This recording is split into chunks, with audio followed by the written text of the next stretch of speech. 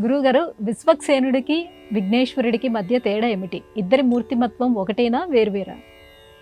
వైష్ణవ ఆగమ సంప్రదాయాన్ని అనుసరించి విశ్వక్సేనుల వారిని విఖనస లేదా రెండు విధాలుగా ఉండే వైష్ణవ ధర్మ సిద్ధాంతాలు అర్చన చేయమని బోధిస్తాయి.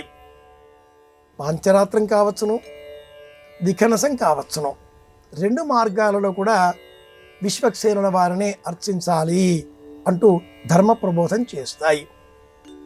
స్మార్త అలాగే మధ్వ ధర్మ మార్గాలలో గణపతిని పూజించడం ఆచారం.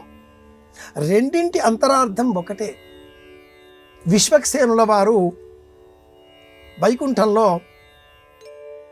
సేనాధిపతి, శ్రీమన్నారాయణమూర్తికి సంబంధించిన అఖండమైన నారాయణ సైన్యాన్ని నిర్వహించేటటువంటి సైన్యాధిపతి.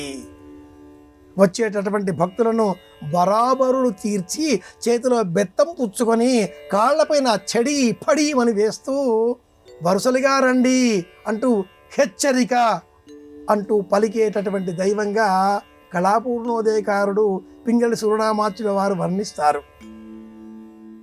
ఇరువురి వర్ణనలలో ఆగమశాస్త్రంలో ఉన్న రూపం ఒక్కటే.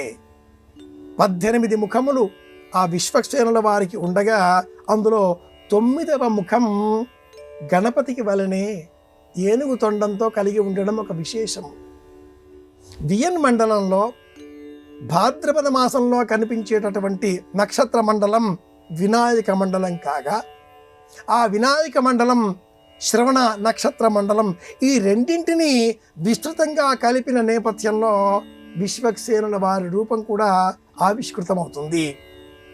శ్రవణ నక్షత్ర మండలం శ్రీమన్నారాయణ నివాస స్థానం.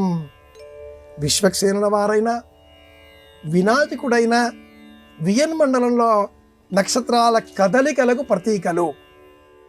వైష్ణవులు విశ్వక్సేనుల వారిని ఆరాధన చేస్తే స్మార్తులు, ద్వైతులు, అద్వైతులు వినాయకుడిని పూజిస్తారు. ఇది ప్రత్యేకం.